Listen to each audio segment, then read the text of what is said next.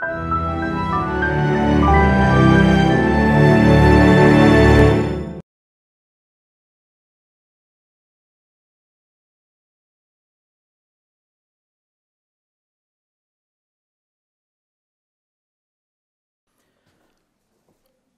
afternoon, and welcome to Daemen College. I'm Michael Brogan, the Vice President for Academic Affairs and Dean of the college, and this is indeed a special time for us here at Daemen. In less than 10 days, we will be celebrating the 70th anniversary of the founding of our great college. We are all very proud of what this small college with a big vision has accomplished over the last 7 decades. One of the major contributors to the success of the college is our own president, Dr. Gary Olsen, who's been here 5 years, heading into his 6th year, and the great board of trustees that we have and all the trustees who have shared their expertise and time and effort with us over the last 7 decades. Not you during those 70 years, but we appreciate all the time you put into it. But today we also have a very special guest on campus, the Erie County Executive, Mr. Mark Poloncarz, who will be making his Daemen College debut this afternoon. And to introduce our distinguished speaker, it's my pleasure to introduce the president of Daemen College, Dr. Gary Olsen.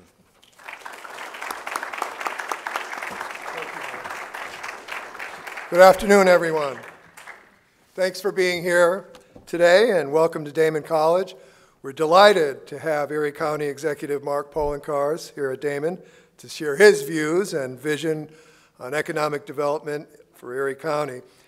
And I want to recognize and thank the Amherst Chamber of Commerce for its outstanding president, Colleen DePiro, for paving the way for the county executive to be here today. Pleased to have worked with the chamber to host the executive's important presentation this afternoon. And I'd like to take a moment to pay tribute to Colleen DePiro, who after over 30 years of remarkable service to our region is going to be retiring from the Amherst Chamber.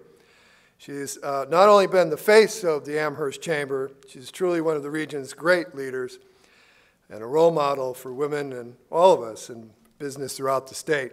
She's going to be sorely missed. So I don't know if she's here in the audience. Are you here? There you are. So let's recognize her for all she's done.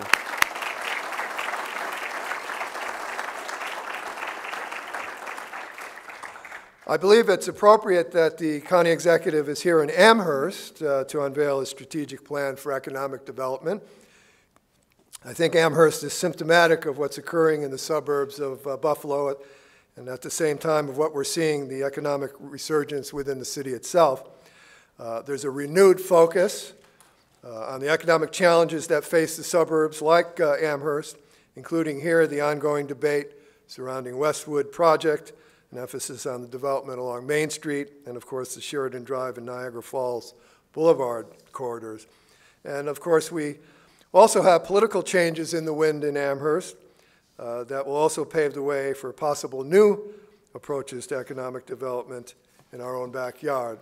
So we look forward to the county executive's remarks, and before I actually introduce him, I'd like to recognize some distinguished guests who are with us today. There are several members of the Daemen College Board of Trustees. Caroline Burke is with us, Audrey Bunis, Bob Kaur, and Dennis Elsenbeck. Please help me thank them for being here.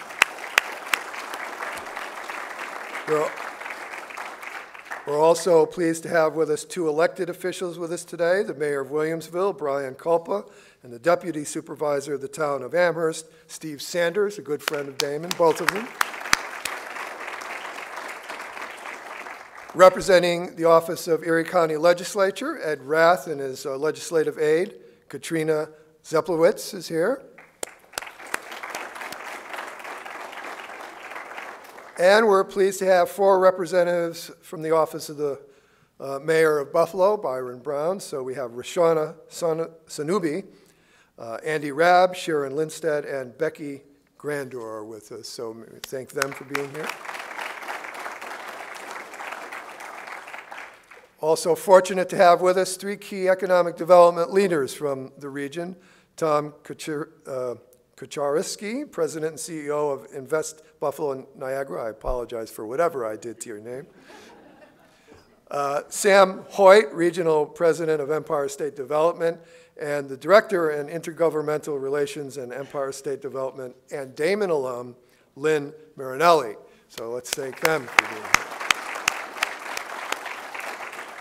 And finally, I want to recognize representatives of the Harris Beach Law Firm, our corporate sponsors for the Distinguished Leaders Lecture Series, and truly an outstanding firm. With us is a number of people from the firm: Jim Byer, Jason Britt, Melanie Morato, Robert Murray, Danielle Rizzo, Judy Wagner, Pietra Zephram, and my good friend Tracy Lepardi. So let's thank them for being here. Now, our speaker, Mark Poloncarz, really needs little introduction to this audience. He's been at the forefront of economic development since he took office as Erie County Executive in January 2012. He's done a lot in that time. Prior to his election as Erie County Executive, he served for 6 years as Erie County's Comptroller. And before running for public office, Mark practiced corporate and finance law in Buffalo at 2 separate prestigious law firms. And I believe he's especially proud of his deep roots in the region, having grown up in the blue-collar steel town of Lackawanna. In fact, his father is a steel worker at Bethlehem Steel, and his mother worked as a nurse at Mercy Hospital. Mark's a proud graduate of Lackawanna Senior High, the University of Buffalo, and the University of Toledo College of Law. So please help me welcome the County Executive and Erie County's today's Distinguished Leader Speaker, Mark C. Poloncarz.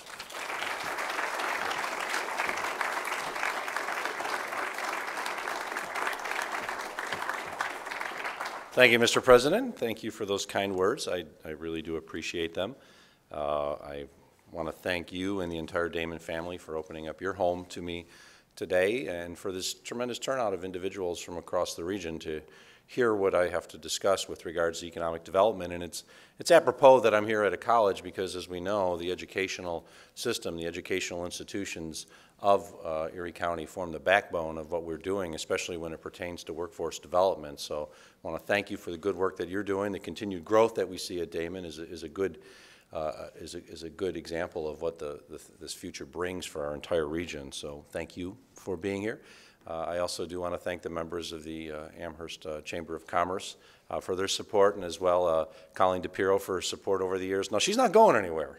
For those of you who don't know, I mean, Colleen sits on the Erie County Industrial Development Agency's Policy Committee and has been a strong advocate for policies that make sense for this greater community. And I know she does want to continue to serve on the Policy Committee, and I'd love to have her continue to serve as long as she wants, even if she's not in the role as President and CEO of the Amherst Chamber, because this is exactly what we do in our region, is we work together to create economic development for all. So thank you, Colleen, for all of your service and for continuing to agree to serve in the Policy Committee at the ECIDA.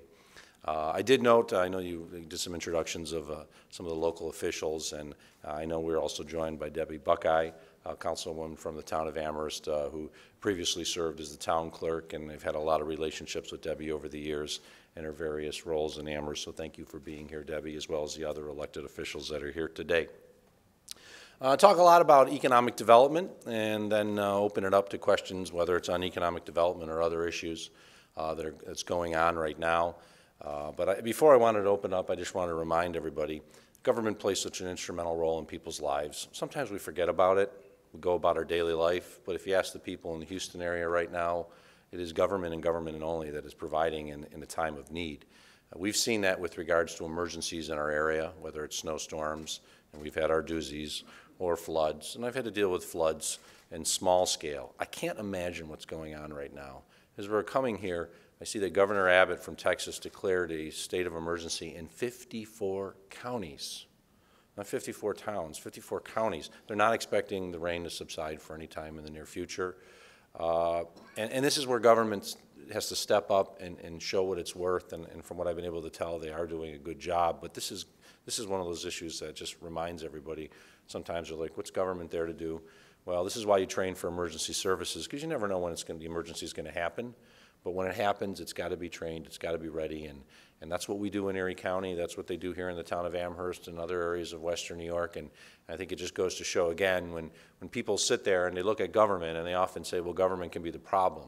I don't look at government as being the problem. I look at government as being part of the solutions to problems. And sometimes when you have a natural disaster like the one you're seeing down in Texas, it is the only solution to the problem. And that's why I'm proud to be county executive, because we have an opportunity to make a difference in people's lives and make a difference in our communities, whether we're talking about saving a life in a natural disaster or creating a better environment so that you can grow jobs in your region. And that's what we're going to talk about today is my administration's economic development plan, or the second iteration of it, Initiatives for a Smart Economy 2.0.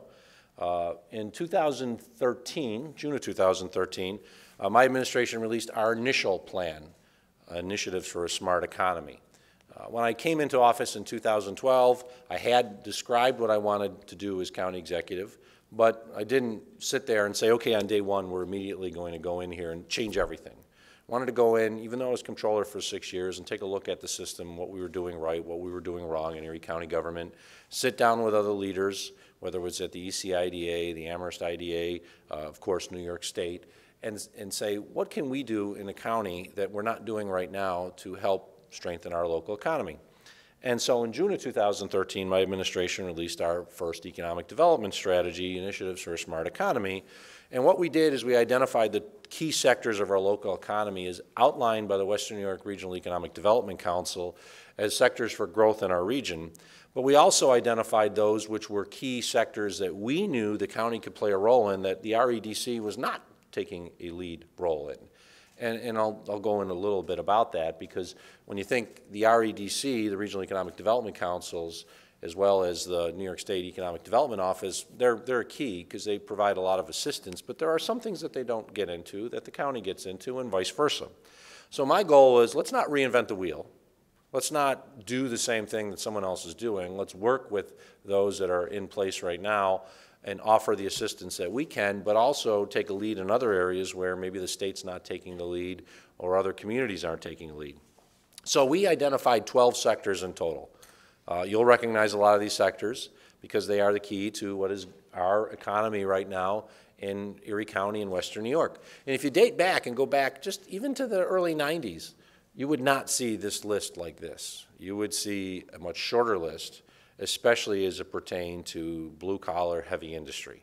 That was our backbone. It was our backbone for 100 years. But as we know, if you rely and ride your horse and it's only one horse and the horse breaks down, you got a problem, and that's what happened to our economy because we were limited by relying on just a few key sectors of their economy. But now, if you look at it, these are really 12 of the most important sectors that we have in our economy, and with a couple other things thrown in there.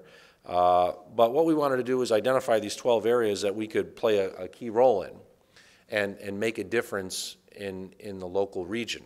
So for each economic sector of those 12, we identified a number of initiatives that we could come up with in Erie County to make a difference and to try to grow our local economy. And we identified 64 initiatives in total out of those 12 sectors. Now, here we are in August of 2017, and half of the original 64 initiatives are complete, and of the 32 that are still not complete, 28 are nearing completion. They're going to get done by the end of this year. So, did it work? I think the entire economic grouping of everybody doing their work together did work, because all you got to do is look at the numbers. And whether it's my economic plan or what the state is doing or what private sector is doing, from July of 2012 to July of 2013, there's been a net increase of 19,400 jobs. And when I've talked about this before, people are like, oh, you know, it's just government. Government's growing. It's just government's growing in our region. So Buffalo-Niagara region, net increase of 19,400 jobs.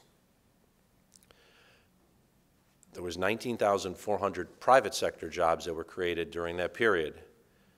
According to the New York State Department of Labor, there were 0 governmental jobs created in the same period.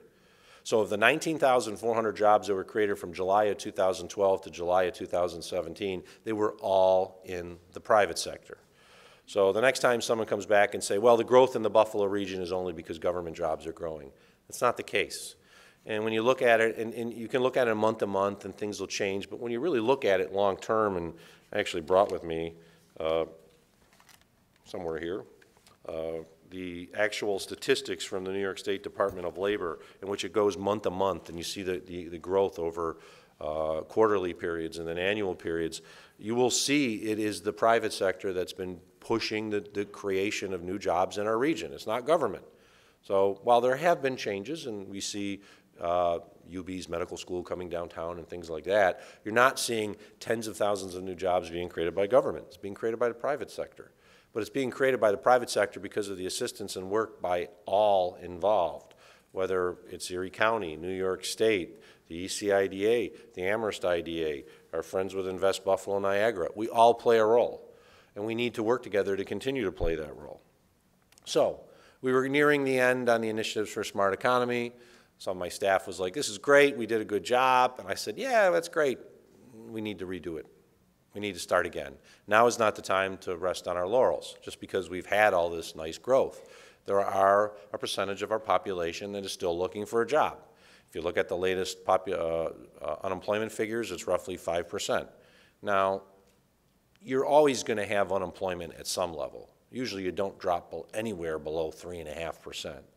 5%, okay, that means there's still a portion of the population that's looking for jobs. So we need to not rest on our laurels, but to find additional ways in which county government could play a role in job creation in our region. And so that's what the Initiatives for a Smart Economy 2.0 is. It is an update, and it focuses in different areas that we didn't necessarily focus the first time, and that's why we call it Focus on Inclusion. So, in addition to the original Initiatives for a Smart Economy, we wanted to try to identify initiatives that would create a shared opportunity for individuals from across the entire spectrum: urban, suburban, rural, race, color. Why is that? Well, it's certainly something that we've been looking at a lot more lately. As you know, we've had the racial equity analysis that was performed, and in the racial equity a group that was put together to look at inclusion and inclusivity. Because as the old adage goes, all boats rise with a rising tide. Unless a boat has a hole in it.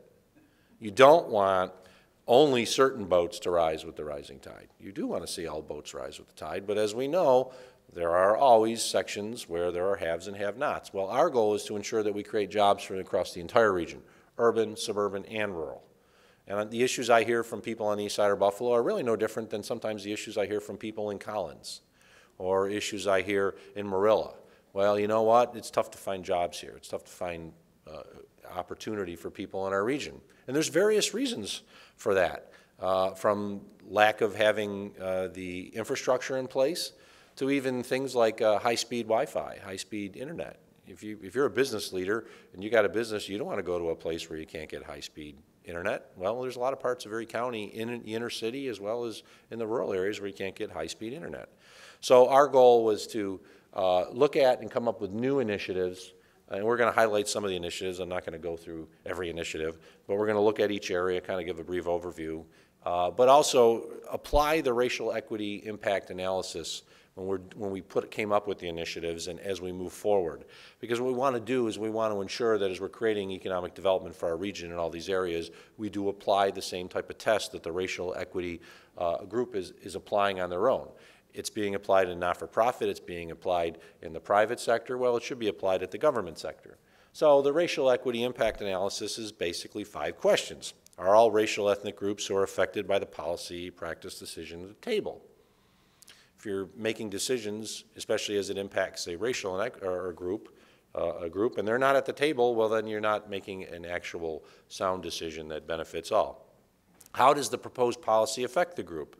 Why does that matter? You may come up with a proposed policy, think it's great, but it actually may create a worse condition.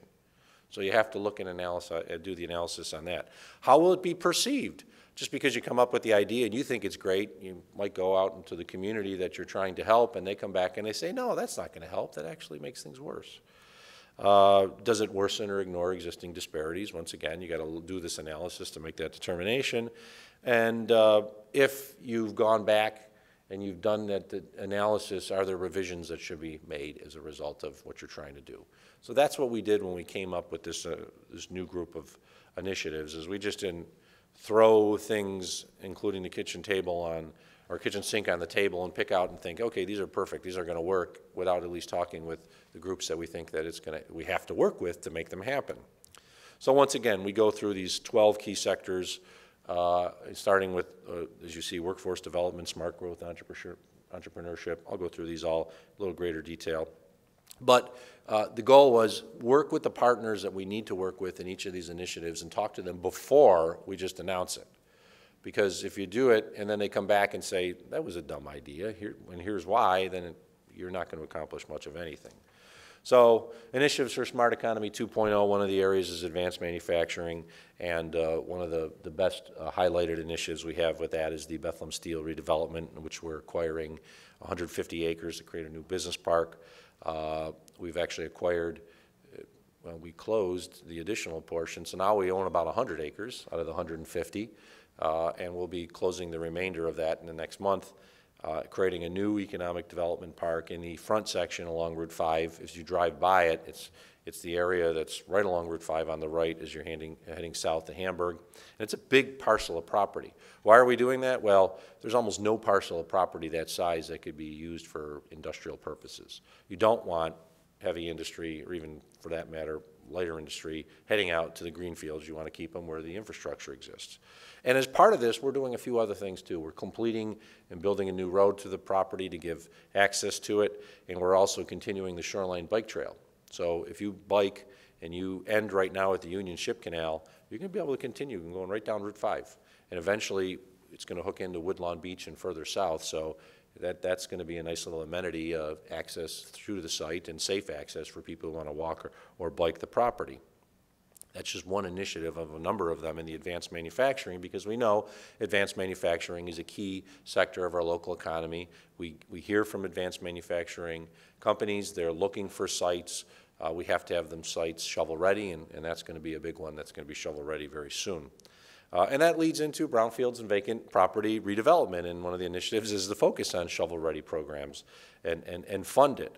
So we're working to ensure not only have we shovel-ready sites, but that we fund it through various means. One way we're able to do that is myself and Senator Schumer, with the help of others, but primarily Senator Schumer, resolved a debate, and the federal EDA, Economic Development Agency, was withholding millions of dollars that were earmarked for Erie County because of a fight for a long, long time. And it took some time, it took a lot of people's efforts, but we were able to free up that money, which now can be used for various things, including shovel-ready program. And the nice thing is we don't have to go hat in hand and say, we need money for this project. We now have the money released, and we can use it to create shovel-ready sites all across Erie County. And what we hear from developers today and companies is it's not just so much as shovel-ready. They want more than shovel-ready. They want shovel-ready, plus they know that the permits are available, that the town is going to be amenable, the city is going to be amenable, depending where it is. So we have to be well ahead of the curve, and this gives us the opportunity through this initiative to focus on shovel-ready sites, taking maybe an existing site that totally isn't shovel-ready yet, make it shovel-ready so that we can bring the companies to it. Infrastructure and transportation. This is one that my administration supports, which is the light rail expansion to Amherst. I think it's very important as a region for various purposes to ensure that we have light rail expansion between the town of Amherst as well as the city of Buffalo. As we know, the city of Buffalo is the hub of the region. It has to be as strong as possible, because if the city is weak, then the entire area is weaker. We need to be able to bring people downtown, and to do that, we have to have a strong transit system. And the light rail expansion is proposed by the NFTA for now would actually go through the University of Buffalo up towards an area near the 990. There used to be 22,000 people that worked at Bethlehem Steel. There's basically about 500 people that are doing steel making, but 22,000 people, that's a lot of vehicles, that's a lot of people that you have to get through transportation to the site. Based on the most recent current projections, within 2 more years, once everything is open, there'll be about 17,000 people working on the Buffalo Niagara Medical Campus. Now, if everyone decided to drive their car downtown, there's not 17,000 parking spots anywhere near that area. No matter how many more parking garages they build, they're still going to need roughly 1/3 to half of the people that work there to come through a different transportation source. And so we need to ensure that we have readily available transportation, and that's why light rail expansion, even though it would be some years off, it needs to happen, because as our community grows, we have to ensure that the infrastructure grows with it as it pertains to moving people around our community.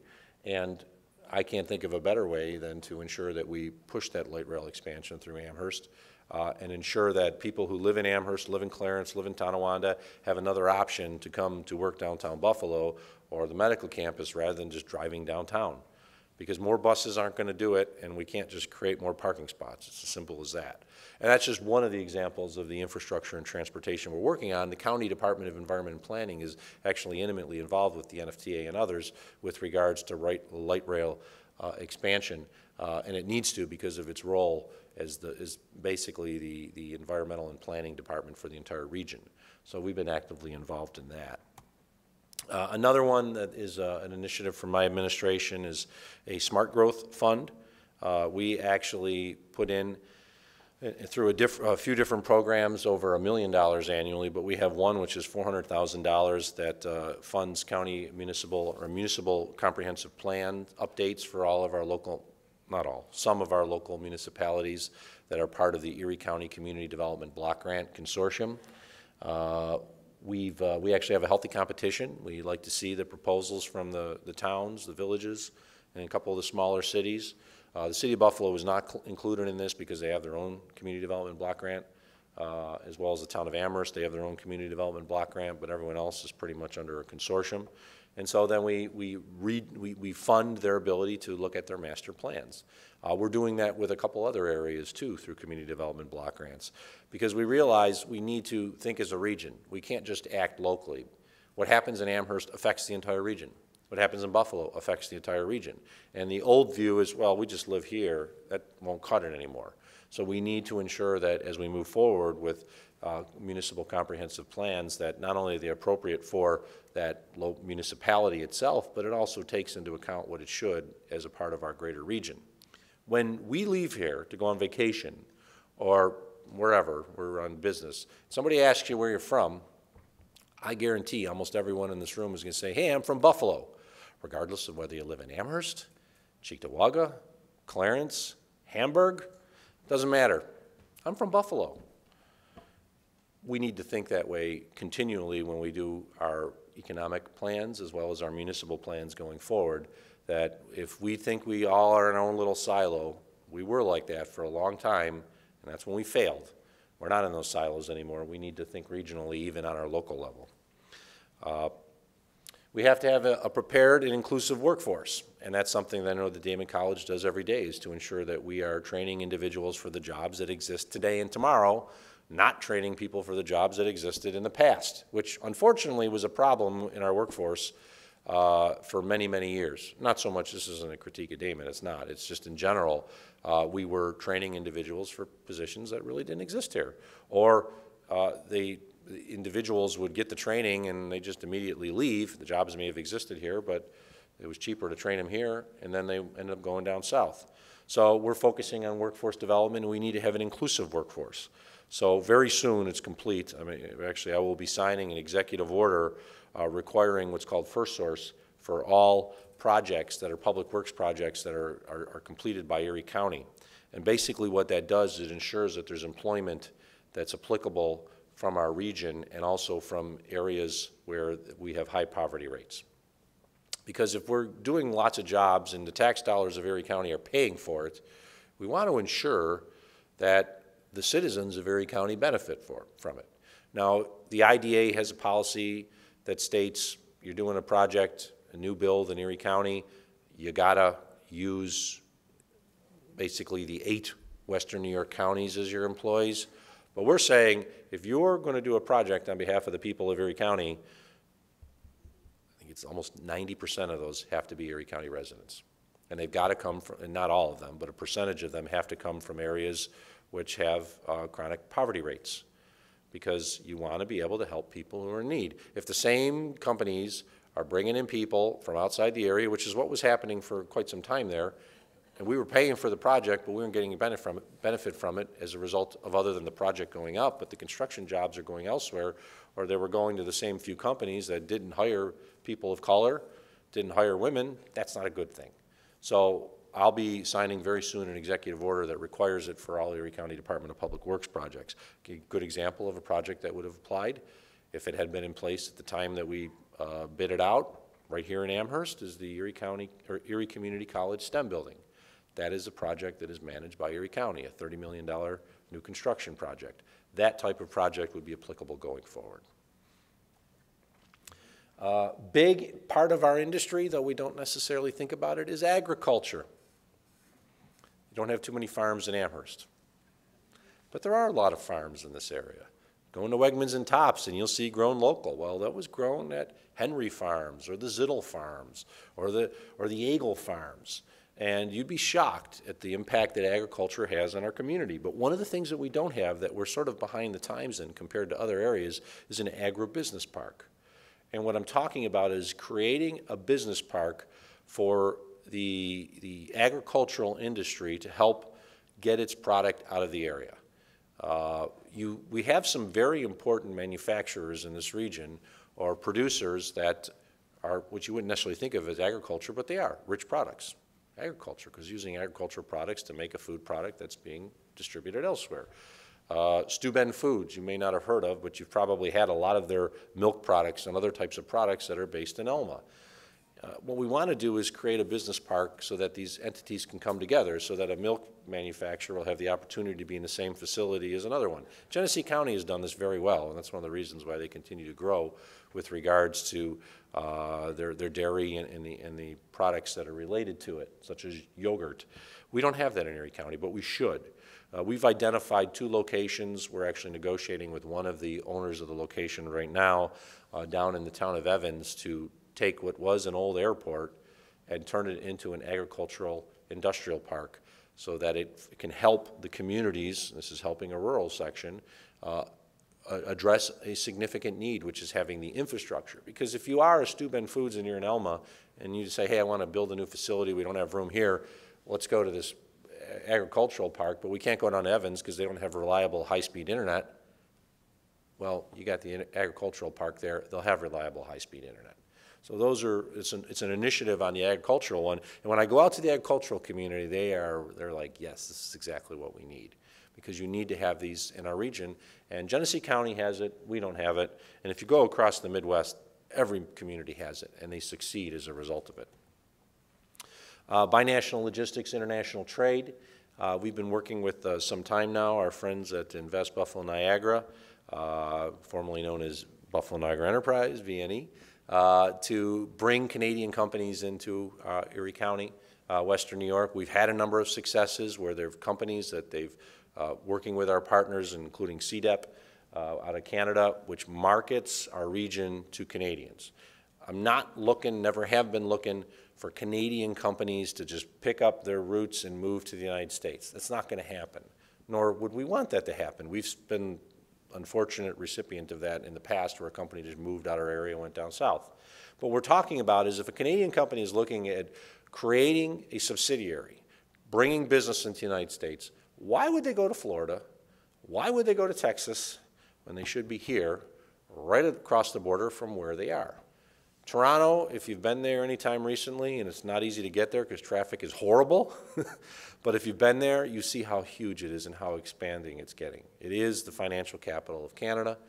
Canada and China are basically the same with regards to the United States as #1 trading partner right now. It used to be Canada for many years in a row. Now they're basically tied.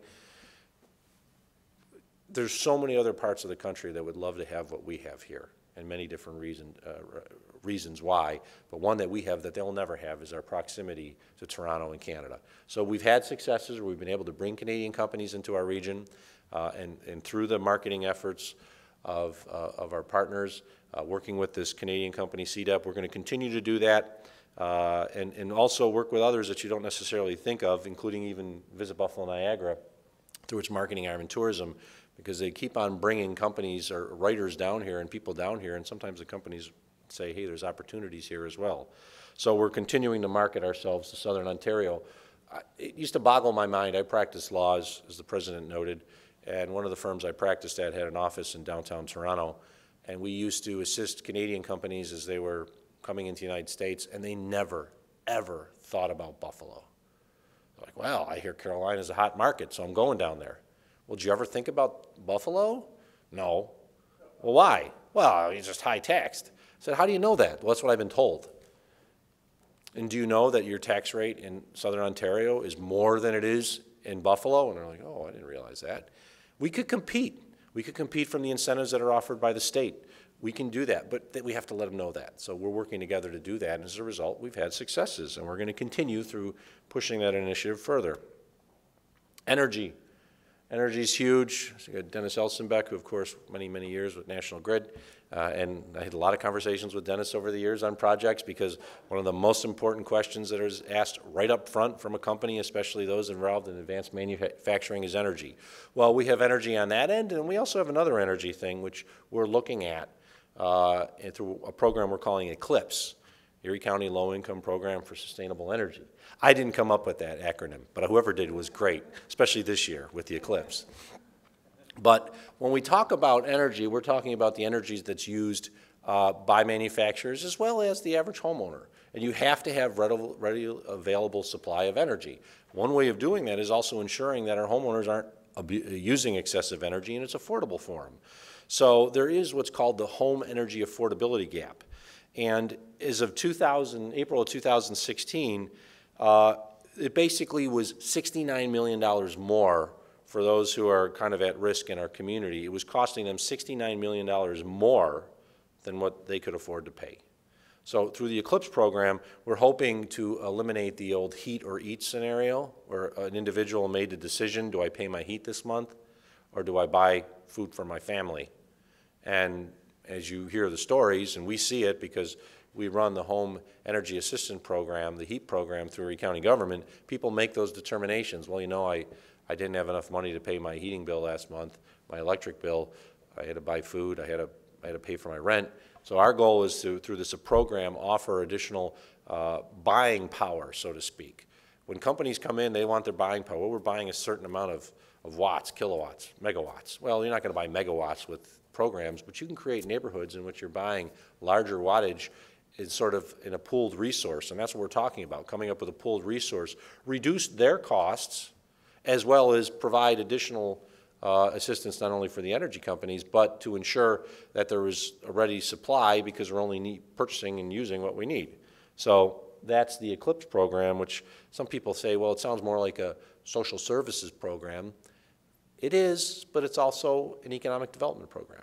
So you got to think not just in your own little silo or in one little road, thinking, oh, we're only talking about economic development.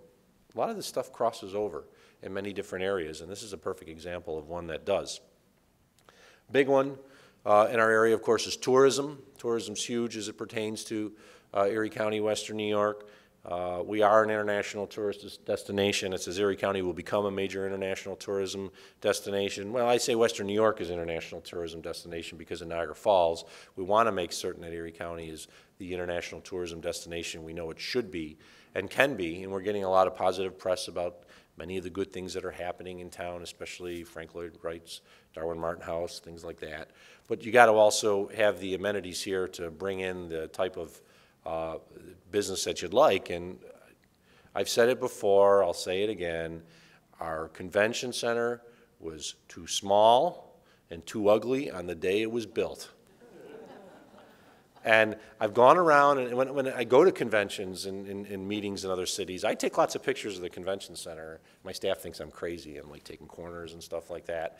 And I just want to know what they have in these other communities. We were in Columbus, Ohio, about a month ago for the National Association of Counties meeting, and we were looking at their convention center, and Columbus is a bigger city. It's also this part of the state capital.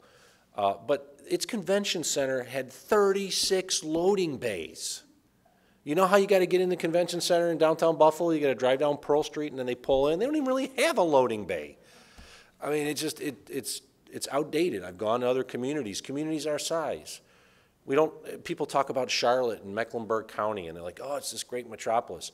Charlotte is almost the same identical size as the city of Buffalo, and Mecklenburg County is almost identically the same as Erie County.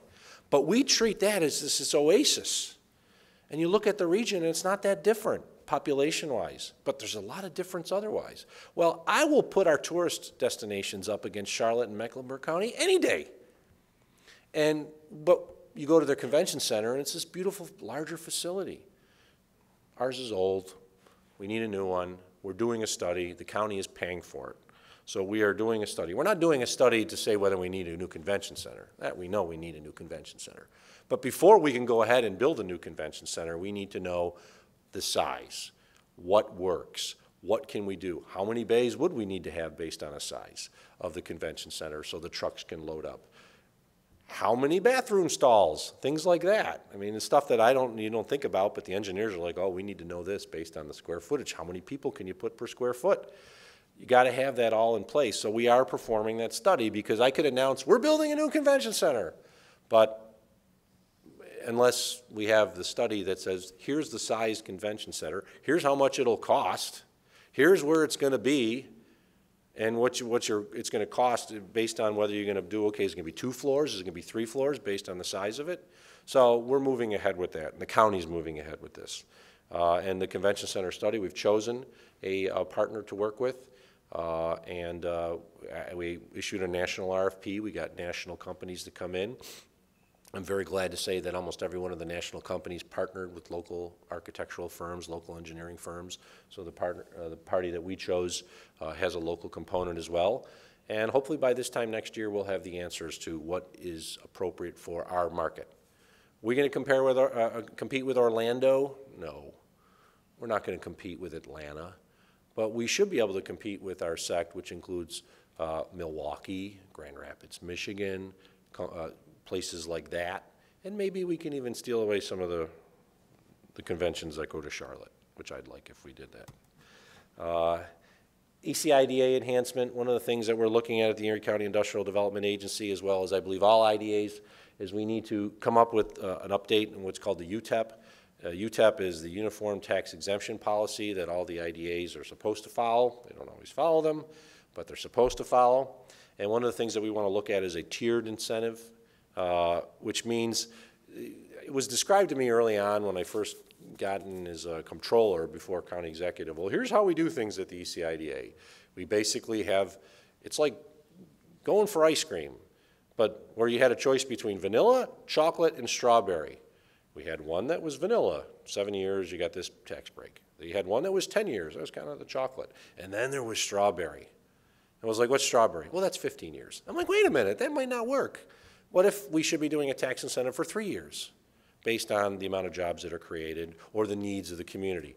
If you give a business an opportunity to go for the 15-year tax break, they're going to say, yeah, I'll take the 15-year tax break.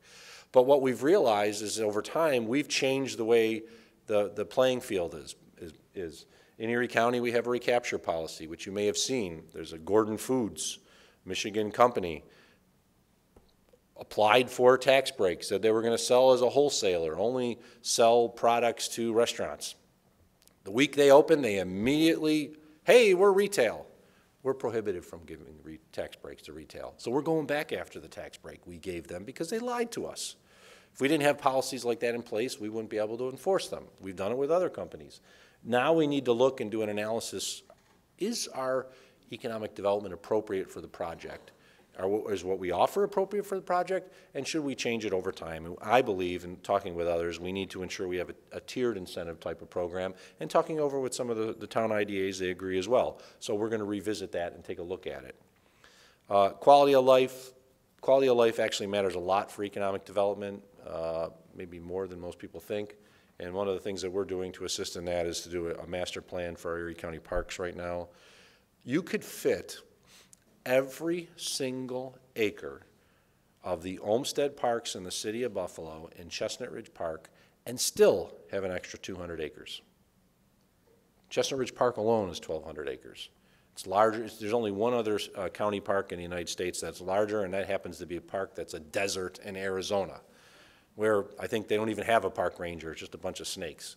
But we've got We got 12,000 acres, as we like to say, to enjoy of county parks, and we have to maintain them, which means if you're a company and you're in the north towns, you want to know what's available as quality of life for the people there. You want to have strong parks, so you want to have a good Ellicott Creek Park. You want to ensure if you're in Lancaster, you have a strong Como Park, same thing as the parks in the south towns. So that's our goal, is to ensure that we have a quality level of life here, of course, and that pertains to all the different things that we have, but in the county, we can play a role with that by ensuring our parks are invested properly, and you have to do a new master plan every 20 years, and we're doing a master plan to make that happen. One of the final ones we're talking about is the blue economy. It's not something you'll see on other economic documents, but we have a lot of advantages here that other areas of the country don't have, and the biggest one really is an abundant supply of fresh water.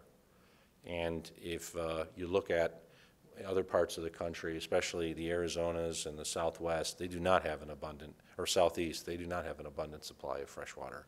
And so we need to promote our abundant supply of fresh water. We need to promote the various projects that are based off of it, as well as other aspects of it. We've cleaned up Lake Erie. We're cleaning up the Buffalo River. There's other parts of our region we need to clean up. South Park, which actually connects directly to Lake Erie through a number of canals, is environmentally dead. If you drive around South Park today, you will see a whole bunch of lily pads and nothing else in the water. It's dead. The lake needs to be restored. We care about it from Erie County because the Buffalo and Erie County Botanical Gardens are in South Park. We own the Buffalo and Erie County Botanical Gardens. We want people to come to the Botanical Gardens.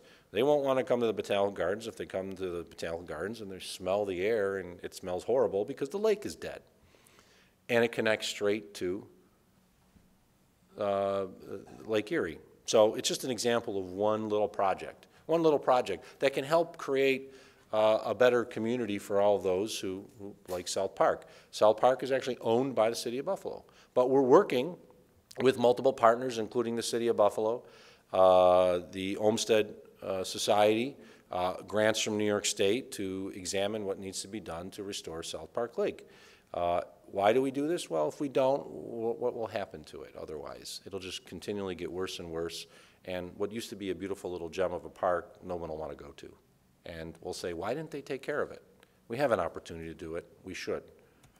So that's the new economic plan. It builds on the old ones, what we did. As I said, we've 19,400 new jobs in total in the Buffalo and Niagara metro region. That includes Buffalo in Niagara County and Erie County. But if you look at the numbers, it literally is 75% of those jobs are all in the Buffalo market, and almost, I hate to say it, most of the job growth that you see is actually in Erie County, not so much in Niagara County. I'll help my friends out in Niagara County anytime they want, because when Niagara County grows, so does Erie County. It's as simple as this. People are like, what's the hub of the region? I said, the City of Buffalo will always be the hub of the region. As City of Buffalo goes, so does Erie County. As Erie County goes, so does the rest of Western New York. Working together, we are creating the community we always knew it could be. And it took a lot of years to get there. But we can't stop, because things are better than they were. We need to continue the good work. We need to focus in areas to ensure that the jobs are there, that the employees are there for those jobs. Because we could bring in a company, but if we don't have them properly trained through our workforce development aspect, they're not going to stay here very long if they can't find the employees for the jobs that exist in this community. So we're going to continue to do that. It is going to take time. It's not something that's going to end anytime soon, but I know working together we can continue to do that, and I look forward to hopefully reporting back in 5 years from now that it's not now 19,400 new jobs, all from the private sector, but it's 30,000 or more. And I know we can do it. A lot of people didn't think we'd get to this point today, but we can do it, and we will do it if we continue to work together. Thank you, and I'll be glad to answer any questions you have.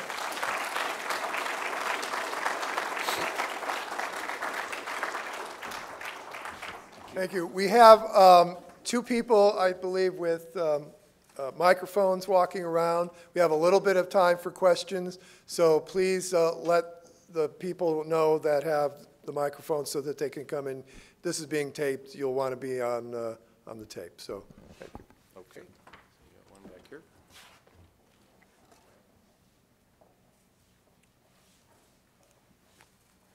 Thank you very much. I really appreciated the theme that ran through a lot of your points here about inclusion, about having some real intentional focus on areas of high poverty rates, of ensuring equal opportunity for everyone. And I'm curious to know what some of your concerns might be, if any, about some things going on at state and particularly national levels that are beyond your control. The uncertainty over healthcare, for example. The situation right now with immigration and specifically refugees who have been such an important part of our economy. I wonder if you could speak to your concerns about that, if any. Sure. It actually has a tremendous impact on a lot of things that we do here. And I've been a pretty vocal advocate on some of these issues. The community development block grants, we talked about funding a number of programs. We talked about $400,000 in the one program, but there's about another $650,000 that we're funding in other programs annually. Well, that fund is all part of the federal community development block grant fund. And there was strong advocacy from not only myself, but town officials, local officials, and our congressmen, Congressman Higgins and Collins, to keep those programs. So they are in the budget. But the original Trump budget had a 100% cut. The HEAP program had a 100% cut. Healthcare, of course, is huge. We've seen it. We know the numbers and how many people get healthcare today that didn't get them before. And our health commissioner will always say, you'll have a better, stronger community as long as your community is healthier. It's as simple as that. And so it is something that we watch almost every day. When the issues were coming out with the federal budget, I had each of my commissioners come up with a report, which we then compiled and released as the impact on Erie County government from the Trump proposed budget, and it was not pretty. It was actually quite scary. There are many programs that we rely on, not just for economic development, but to help people ensure that they can get through their daily life, that were on the chopping block, and still technically are. Until the budget's passed, you don't know exactly what you get, and I think everyone's worried. And it's funny because I'd have my departments, and they'd all be focused on their one little area. Senior services is really, parts of senior services is really on the chopping block. They're focused on their thing. Environment planning's focused on theirs. Social services had theirs. The economic development folks, and so on and so on. And I said, that's great. I'm going to compile this report. I want you to each read the whole report, not just the report sections that you dealt with. Because everyone just wants to flip to, ooh, did they include what I said they should include? I said, read the whole report. And I had some of my commissioners come back saying, wow, I thought I was getting whacked. Holy mackerel, I can't believe what the proposal was. So we're going to continue to advocate, because if we don't, if the congressional representative senators don't hear, then what's going to happen? They're going to think, hey, it's fine, we'll cut that. So it is an issue.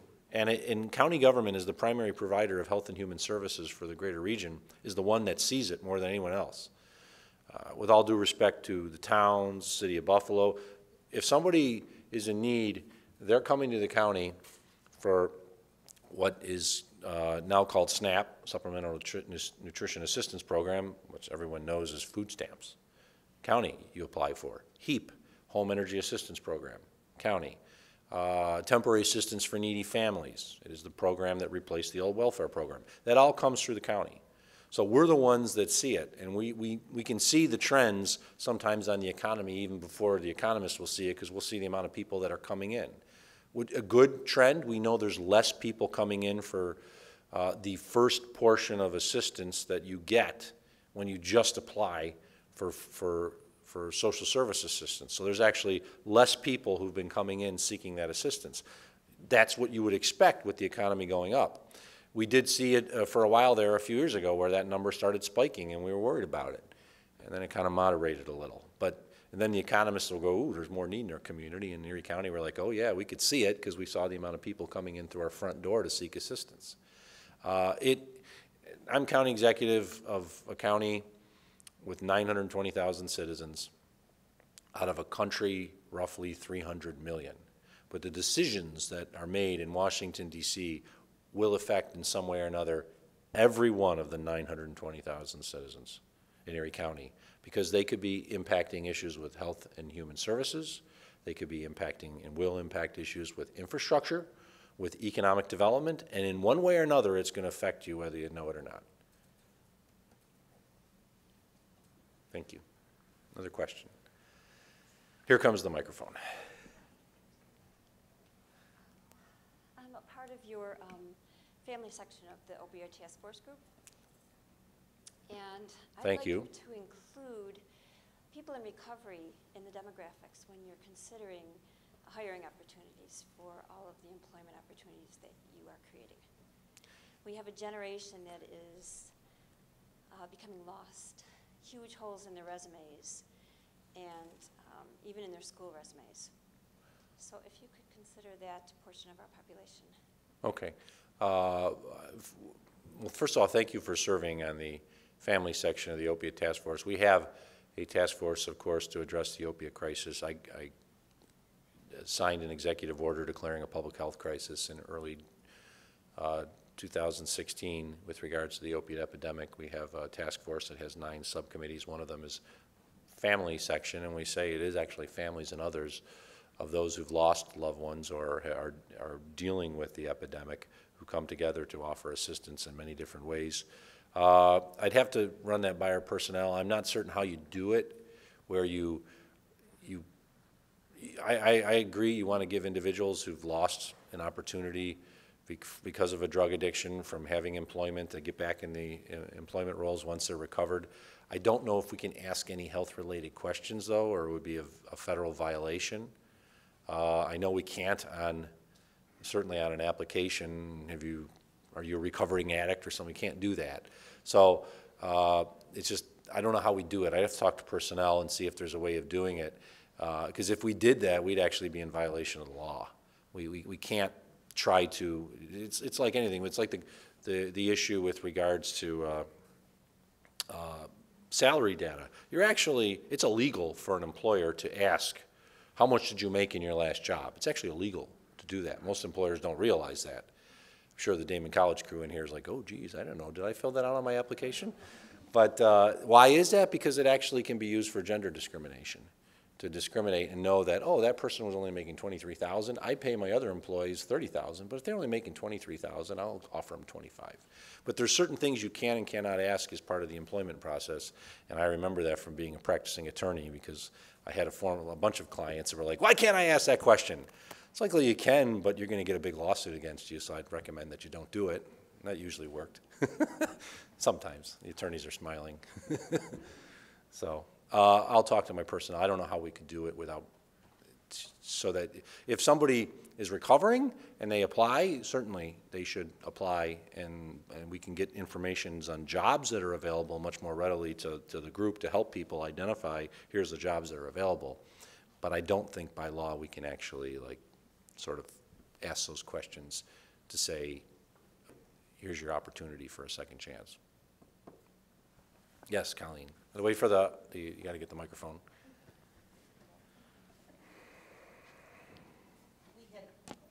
Whoops, upside down. It's a good thing I'm retiring soon. We had dozens and dozens of people tell us they would have liked to have been here today, but this is a huge vacation week, second only to Easter and Christmas, the week before school. So can we put your Smart Economy 2.0 on our website? Yes. And could we ask the full thing you can put on our Yes. website, the PDF version, yes. Okay, thank you. Could we ask you to do the updates? You started your presentation with updates as you do them. Maybe you could respond to them or reach out to our members for input on them? Any questions, they can be glad to contact our office, and we'll be glad to provide them information, whether it's on the initiatives that were completed and moving forward or just economic information. We actually have, through our Department of Environment and Planning and my office, the County Executive's Office, we keep track of a lot of data, a lot of financial data, a lot of economic data, working not only with the New York State Department of Labor, which is the primary repository of it, but we have a lot of data that we always like to share. And if people don't know where to get it, they can always call our office. I think people will be real interested to see the diversity of your report. Thank you. Thank you, Colleen. Any other questions on any topic? All right. What is it? Was that you? I said, what about bed bugs? Bed bugs. You know, we've spent thousands of dollars. And the most recent bed bug issue was on the 4th floor of the Rath building and it was from an employee that was bringing bed bugs from their home. They lived in a subsidized housing, and as best I can tell, the entire apartment complex where the gentleman lived has bed bugs. I guarantee you, though you probably don't want to hear it, there's probably bed bugs somewhere in a building in Daemen. They're everywhere. It's just, there's a huge, they are everywhere. And if you talk to developers, they don't ever want to talk about their buildings, but they find them.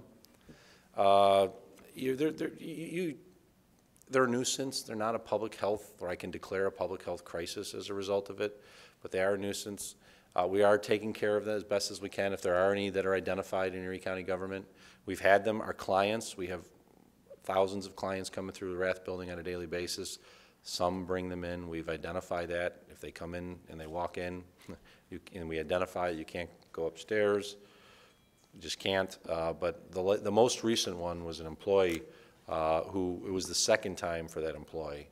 Finally, he admitted he had a problem at home and he just didn't want to take care of it. So he's not allowed back in the building until his house is clean, which I feel sorry for, but I'm spending thousands of dollars to clean the Rath building, and if he knows he has an issue, that's a problem. Yes. Well, please help me thank our speaker. And by the way, there are no bed bugs at Daemen. Anyway, thank you for coming, and we'll have more, as usual, of our Distinguished Leaders Lecture series coming up in the future. Thank you again. Thank you, Mr. President.